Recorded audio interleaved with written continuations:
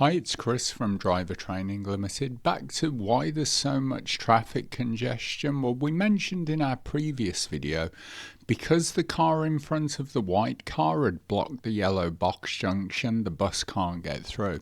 But can we just point out, look where they're making the vehicles on the left stop and wait. Now that vehicle has to look past the yellow box to at least this point here to see not only is the box clear, but is there enough room in front of it before he can decide whether to enter it or not. How is he going to do it when he's next to a brick wall?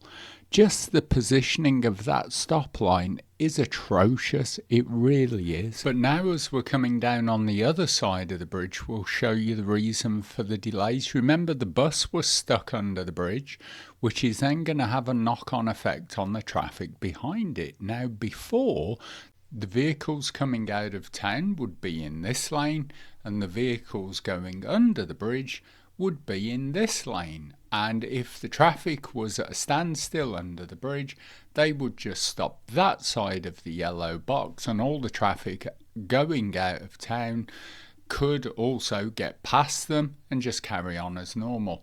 Now, of course, it's down to one lane, so all of that traffic is in the same lane.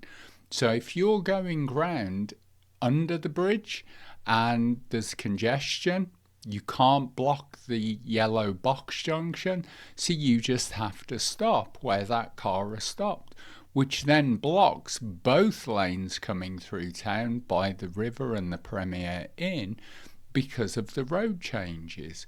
From a driver's perspective, you now need to be aware that the road markings have changed. So this white line here means that vehicles going out of town, in effect, are turning into a different road, hence the white line across. So you are meant to signal left to say you're coming off down there. If the car doesn't signal, then technically it means it's following that bend round to the right and going under the bridge.